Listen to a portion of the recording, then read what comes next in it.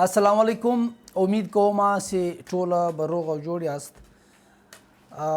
یو کیس نه بلکې کیسونه انشاءالله په دغه هفته کې موږ لګوو. هغه کیسونه دي چې د کومو خلکو پاسپورټ د افغانستان ویزه لګېدلې ده د پاکستان دپاره، علي پاکستان شناختي کارت لري او هلته د پاکستان ته په راتګ باندې له افغانستان په پاسپورټ باندې پاکستان ته ویزه لګولي او هغه ښکاره سوي.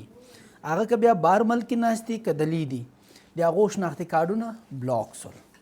اوس موږ کیس داسې کیس تیار کړی ده سا کوم خلک په بار کې پساو دي او شناختي کارډونه یې بلاک دي او کوم خلک چې بیا دلته پاکستان کې دي د افغانستان د پاسپورټ له وجې شناختي کارډ بلاک ده یا د ده یا د ټوله خاندان. هغه ته نوټس راغلی ده یا نه ده راغلی، هغه بلاک سوی د ویازې ده یا ټوله خاندان بلاک ده. که بلاک دی ده که یو دی که ټوله دي. په خاندان کې د ټوله خاندان د ورونو د خوندو د هغه یو چا هم شناختي کارډ نه رینیو کیږي نه جوړیږي تر هغه ټیمه پورې چې د دې مسلې حل نه ده راوتلی. ولې مسله دغه ده د پاکستان او د افغانستان په خپل مابین کې ډبل دوه شهریت ورته هغه نسته. پاکستان او د افغانستان دغه اګریمنټ نسته. که پاکستانی وي پاکستانی به افغانستان به پاسپورټ ورکوي یا به نه ورکوي، خو د افغانستان خلکو ته پاکستان شهریت نه ورکوي.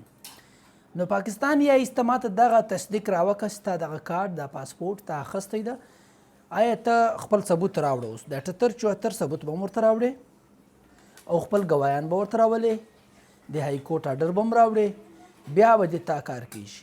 خو مسله اوس دغه ده چې پاکستان عدالتو ته های کورټ لاهور ته موږ یو کیس تیار کړی دی. هغه دا کیس ده چې حالات موجوده کې د افغانستان چې کومه پالیسي ده هغه پاسپورټ د افغانستان نه کینسلوي. نو چې نه کینسلوي زه کینسلېدا غواړم، پاکستان شهریت جاري غواړم، مزید د افغانستان پاسپورټ پرېښول غواړم. دا مې ثبوتونه دي، دا مې ګواهان دي، دا مې خاندان ده، دا مې فیملی ټری ده، دا یې فارسي ده، دا مې لینکیج ده له ابا و اجداد سره.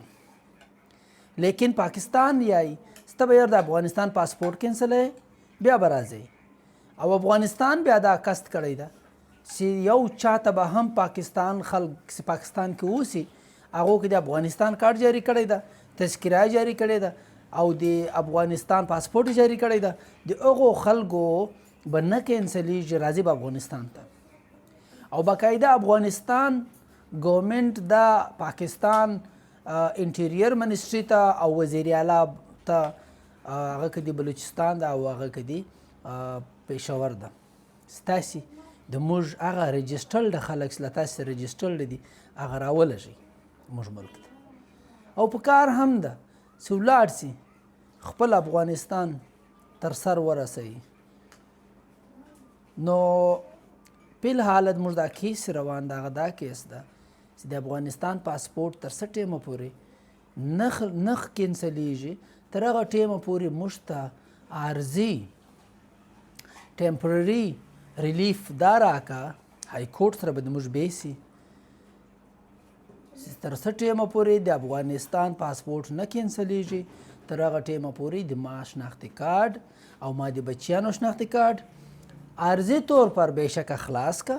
څه ټیم چې افغانستان پالیسي بدله کړه چې هغه پاسپورټ کینسلېدا شروع سي، زه به د افغانستان پاسپورټ کینسلوم.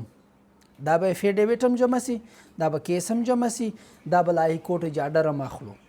تاسې دواوي او د موږ امیدونه او قانون انشاءالله دا درې سره ملاو سي که خدای کول موږ به په خپل مقصد کې کامیابه یو. تاسې به دوا کوئ، موږ به کوشش کوو په قانون په دایره کې انشاءالله د پښتون چې هره مسله وه هر کیس یې و په هغه کې به د قانون په تقاضو کې درته توړ نه راځي که خدای کول. دا د موږ کوشش به وي، دواو به د تاسې، کرم به د الله وي. پاکستان له های کورټ لاهور چې به موږ دا ریلیف اخلو، عارضي ریلیف یې بولې، انټرم ریلیف یې بولې، ابتدایي ریلیف یې بولې، هغه به دای چې ما شناختي کارت را خلاص که، تر هغه ټیمه پورې چې څه ټیم د پاکستان د افغانستان پاسپورټ کینسلیږي. ولی که ته ماته تر هغه ټیمه پورې دا شناختي کارډ هم بند وساتې او افغانستان ولی پاسپورټ نه کینسلوي، په دغه دوران کې چې کوم ضرورت کارډ بلل کیږي شناختي کارډ او هغه ته له ما وګرځوې، نو بیا ناحقې تلافي، ناقابل تلافي نقصان به د ما وسي، irreparable loss چې کوم ته یایي هغه به وسي. څنګه به وسي؟ د ما کارډ چې ته نه کې را جوړ یا نه کې را خلاص، زه کاروبار نه سوی کولی، زه بینک اکاونټ نه سوی بیرته خلاصولی، زه صحت اسپتال کې داخله نه سوی کولی، زه سفر نه سوی کولی، زه د بچیانو تعلیم نه سوی جاري ساتلی، زه د بچیانو پیپران او اگزام څخه محرومه یم. هر هغه بنیادي ضرورت زندگی چې کوم ده له هغو ټولو چې زه او د ما بچیان به محرومه وي، دا به د موږ بیه سي. انشاءالله امید کوم چې موږ به په خپل بیس کې کامیابه یو. تاسې دعا پکار ده انشاءالله چې دا ریزلټ کوم ریزلټ رالی په دې سره به بیا به تاسې سره شیر کوو که خدای کول. مننه کوم د تاسې د ټولو. انور جان ناصر اجازت غواړم.